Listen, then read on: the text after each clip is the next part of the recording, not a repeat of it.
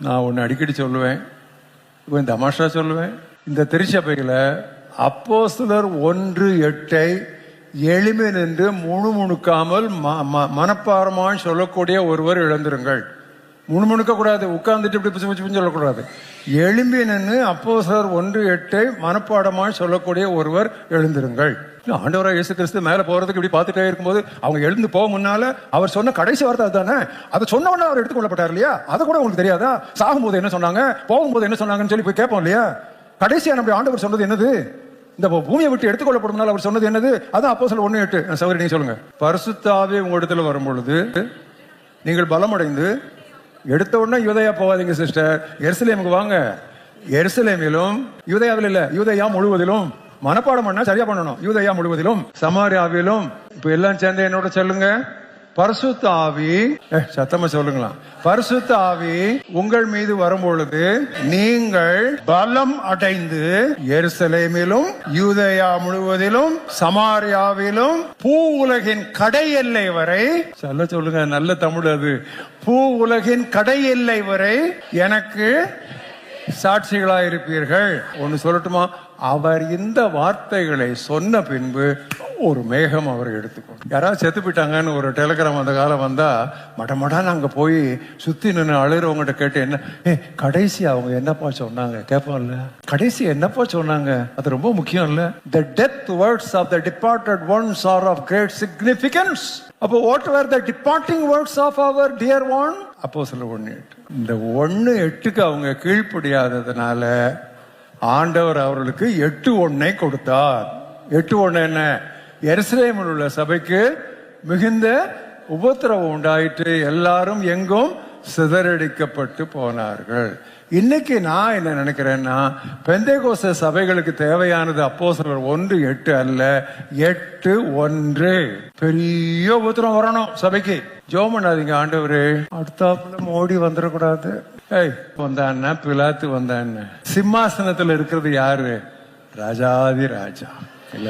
அவங்க சேர்ல உட்கார்ந்து இருப்பாங்க, அவங்களுக்கு பேரு சேர்மேன், அவ்வளவுதான். சீக்கிரம் சேர காலி பண்ணிடுவாங்க. நம்ம ஆண்டவர் சேர்மேன் இல்ல, அவர் த்ரோன் காட். அவர் உட்கார்ந்து இருப்பது ஆசனம் அல்ல, சிம்மாசனம். ஆண்டவரே பிலாத்தும் ஏரோதும் சேர்ந்து எங்களை எவ்வளவா துன்புறுத்துறாங்க, எங்களுக்கு விரோதமா எவ்வளவு பேசுறாங்க, உங்களுடைய பெயரால நாங்கள் இனிமே பிரசங்கம் பண்ணக்கூடாதுன்னு சொல்றாங்க. ஆண்டவரே அடுத்த எலெக்ஷன்ல அவங்க வரக்கூடாது ஆண்டவரே. என்னடா ஜெபம், முட்டாள், பைத்தியம். இப்படி ஜெபம் பண்ணாதீங்க, ஜெபம் பண்ற இடத்துல இருந்து வெளியே போங்க. அப்படியா ஜெபம் பண்ணாங்க? என்ன ஜெபம் பண்ணாங்க? ஆண்டவரே இவர்களுடைய பயமுறுத்தல்களை நீர் கவனித்து. அதுக்கு முன்னால ஒண்ணு சொன்னாங்க, வானத்தையும் பூமியையும் சமுத்திரத்தையும் படைத்த ஆண்டவரே. இவன் கொஞ்ச காலம் ஒரு சின்ன தேசாதிபதியா இருக்கிறான், நீர் யாரு? வானத்தையும் பூமியையும் சமுத்திரத்தையும் படைத்தவர். எங்க ஆரம்பிக்கிறாங்க பத்தியா? அந்த ஜெபத்தில் அவர் தேவனை அழைக்கிற விதத்தையே பாத்தீங்களா? இதெல்லாம் என்ன ஒரு ரீஜன்? இந்தியா அல்லது ஒரு தமிழ்நாடு? இதெல்லாம் ஒரு சின்ன ரீஜன், ஒரு பிராந்தியம். பட் அவர் தான் தேவாதி தேவன். அவர் பயமுறுத்தல்களை கவனித்து அவர்களை கீழே இறக்கி விடும் என்று ஜெபம் பண்ணவில்லை. உம்முடைய ஊழியக்காரர் உம்முடைய வசனத்தை தைரியமாய் சொல்லும்படி இன்னும் நிறைய அடையாளங்களும் அற்புதங்களும் செய்யும் என்று ஜெபித்தார். அப்படிதான் ஜெபம் பண்ணணும். அவன் வரக்கூடாது, இவன் வரக்கூடாது. எவன் வந்தா என்னப்பா, நமக்கு என்னப்பா? ஆண்டவரை கொண்டு நிறுத்துங்க.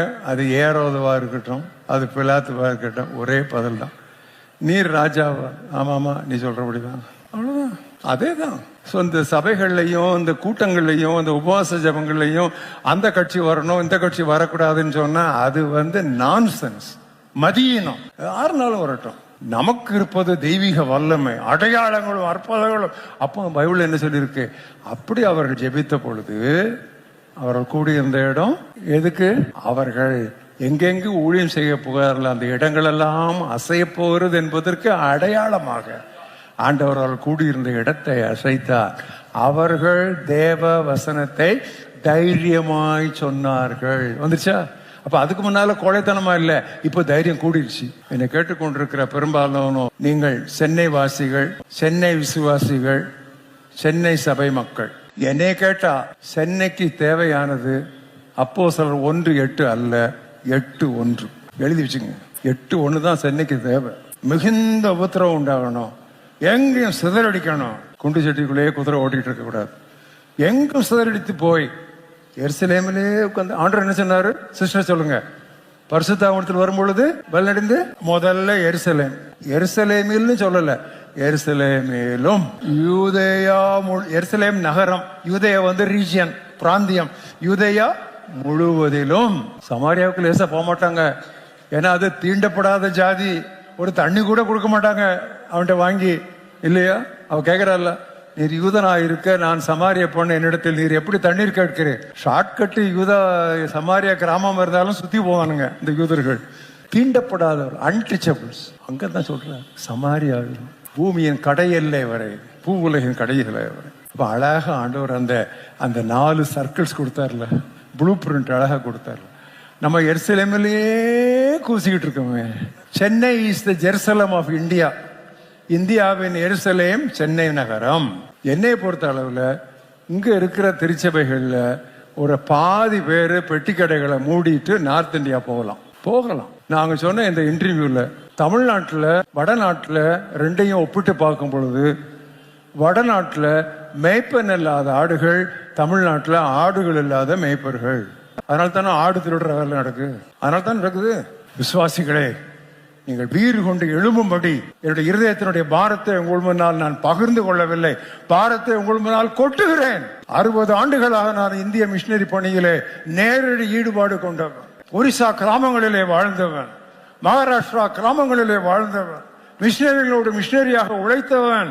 வெறுமனை காதுகளினால் கேட்டதோ பத்திரிகைகளில் வாசித்ததோ அல்ல, கைகளினால் தொட்டது.